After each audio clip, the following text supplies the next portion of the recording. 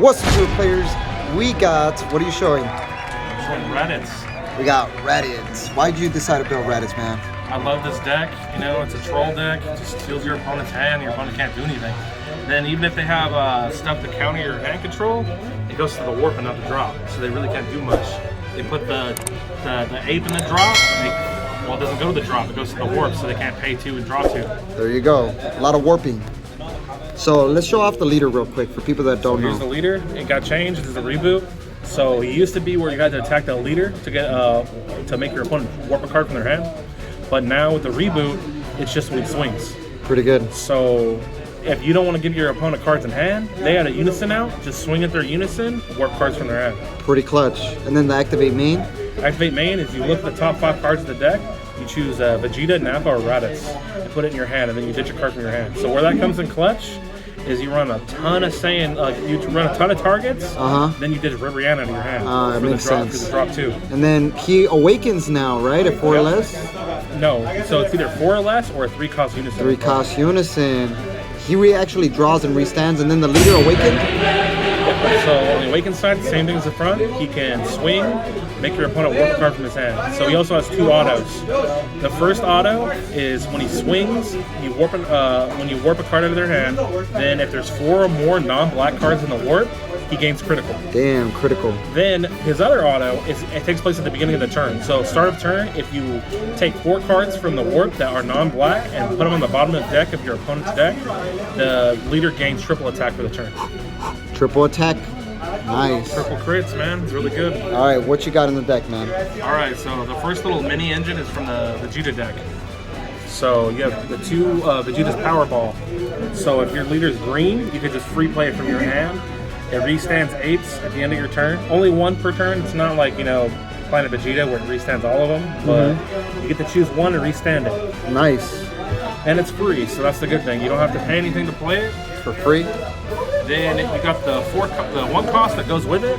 So this 1 cost, you want to really resolve him on turn 1. So when you play him, you get 1 of 2 autos. Most of the time, the auto you're going to choose is you're going to look through your deck and choose a field card, a Powerball, and put it in your hand. Okay, so you search the Powerball. So turn 1, you're going to play this, and then you're going to play the field for free in the same turn. Nice. Then, so if this Vegeta gains blocker, so when he gains blocker, if he gets removed via skill or via KO, so the field card will let you play the 4 cost from your hand or deck. So when he's KO'd, you bring out so when ape. He's KO'd, if the field's in play, you get to play the ape from your deck for 1 energy. Woo! That's And pretty good. if he's removed via skill, if the ape is in your hand, you play him for 1 from your hand. So there's multiple ways to bring this guy out for 1 energy. So no matter what you do, if they remove this card, you resolve the ape. Nice. And what does the ape do? So the ape is a 20k blocker that when it attacks your opponent, they drop a card from their hand. Basically like 4-man Zamasu. Oh, nice. Pretty darn sick. So the ape also has another effect. If you have a field card, say if you resolve this, right? And you have the 1 cost out, the 1 cost gets removed and you don't have the energy to play this. That's turn 1. Turn 2, if you charge, you can pay 2 and play him if you have a field in play. Nice. You could always bring out the attacking, discard a card. So what's good about this combo is, you bring him out, you swing during your turn, right? Make him drop a card from their hand, you pass, he restands because of the field. And then you could block. Yep. Nice. Pretty sick. We'll move on to unisons. So I play 1 King Vegeta. 1? Yep, just 1. I think I'm gonna actually take it out and put another Raditz in the deck. This guy. Yeah. But the King Vegeta's pretty good. His +1 is either your opponent drops a card from their hand or you pop a card ignoring barrier on your opponent's side. That's pretty good. And then his neg effect I really don't use. I mean, it's okay, but I'm not a fan of it. Just KOing things? Yeah. Yeah. So then you have the 2 Raditz? Yep, 2 Raditz. Explain the Raditz real quick. So the Raditz, his +1 is that you may choose 1 card in your hand and discard it. If you do, your opponent chooses 1 card in their hand and ditches it too.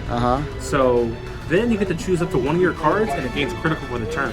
Oh, so say if you don't have this off yet on your leader, your Raditz can give him crit. Oh wow, that's pretty cool. Crit, you can give anything you want crit. Oh yeah. So the play I always do is turn 4 after you have this guy out for a turn, right? So you want to go into And he also helps you awaken because he's a 3-cost unison. So you play that, awaken, you have 1 open energy for say your defending turn. But when you get to turn 4, you have Rosie. Ooh, Rosie. What Rosie does is you play her for 3, and you make your opponent ditch 2 cards out of your hand. Then she gains triple attack for the turn. So what you do is you play her, make your opponent ditch 2. Then you resolve the +1 on this Raditz. Thank you so much for the and give her crit. So you have a triple attack crit on this battle card, Woo. and then you have a triple attack crit on your leader. So triple 6 crits in 1 turn. 6 crits in 1 turn. I can imagine that actually happening. You're running 3 of those Rosies? 6 crits, that makes them drop 2, that makes them drop 1, this makes them drop 1, so 4 cards out of their hand in 1 turn and 6 criticals. Damn, I want to see this getting crit with that. Pretty darn sick, man. Of course, That sounds busted. we have the most broken unison, Nappa. Nappa, he's the most broken because of his beard. He has an SS3 beard. What Nappa does is his +1 is your opponent warps a card from their hand. And his -2, you choose 2 of your opponent's battle cards with greater cost than their energy, and you KO them. Nice. Or you could do his -3, that's -3 markers, pay 4 energy, and play an 8-cost Raditz from your hand. Okay, so that's like the So secret. you really only have 2 targets with that. You have both secrets. You have the burn secret rare, which is the scramble, and then you have the new secret rare, but you really don't want to play it that way because if you do, you don't get the audit. Ah, that makes sense. All right. This guy's good for removal. He's good just for warping Warping cards. cards. And he racks up good amount of Awaken markers. with them, super clutch. Yeah. And then, of course, the super combo. We have Vegeta. Yup, 4 of these Vegetas. The reason for this, it's searchable. Your leader can search for a Nappa, Raditz, or Vegeta. So he's a searchable super combo. You can also just hard cast him for 1, and your opponent has to ditch a card out of their hand. Pretty good. If you're going all hand control, super good. Yeah, the discardability and searching is pretty darn clutch for those. All right here, best card in the deck. Oh, 4 of them? So this Raditz, it has 1 of 2 autos you can choose from. So you can choose 1 auto is to take a life when you play it. The second auto is you draw 1 card for every 2 in your opponent's warp. All right. So the gimmick behind your deck, you make them warp cards from their hand. So the more that's in there, the more you draw. Or you punish your opponent for playing overwhelms. So if your opponent plays, say, an overwhelm on turn 3, tries to go for game on you, and it fails. Go to your turn. Well, guess what? Now they got a load of cards in their warp for you to draw. Like I've resolved this card and draw on 15 cards at a turn. That makes sense. 1. Woo! Yeah, if they overwhelm, you're going to be drawing a lot. Also with this Raditz. searchable, off leader effect. And searchable. 4 of these. Play 3 of these Boo because I want to play more defensive. Okay. While you're hand control, you want to sit back, just take their hand and do whatever. Nice. I play the Boo just to make it so they won't attack you. But honestly, I probably cut it down to a 2. 2? It's a little much. All right, so you negate for 2, discard a card, and your opponent can't attack unless they discard more. Helps you get Ripperman on the drop. Say you have to ditch a card from your hand. You really don't want to be doing that in Raditz because your hand size isn't too big. So maybe a 2 of is on the better side. All right, what else you got? I already got 4 dormant, self-explanatory. Oh, wow. It's free with Unison. You could just pay 1 for it, I guess. And discard, and your opponent can only attack 1 more time. Yep. And it KOs 2 costs or less. Yep. 4 of those, okay. You got the new Shocking Death Ball. All right, the better Shocking Death Ball. I mean, you have to be at 5 or less, but that's not really hard to do. Take a life, bring out a blocker, negate an attack. Or I guess you could pay 2 for it, but most likely take a life and stop 2 attacks for 1 life. Pretty darn good. Another clutch card right here. Ooh, 3 of these?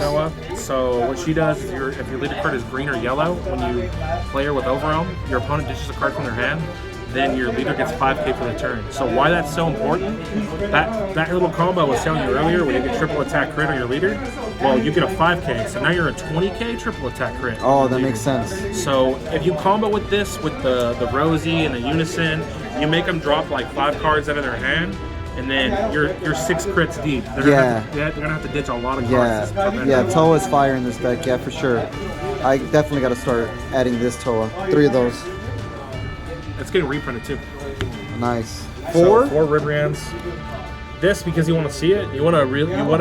So this is what you want in your hand turn 1, just so you can do your search effect and put in the drop. That makes sense. Activate main, look for that card, put in the drop. And discard 2, Yep. right? Pay 2, drop 2. Nice. Maybe you get away with 3. I mean, I play 4 just because I want to see it, but it's still a good card. All right.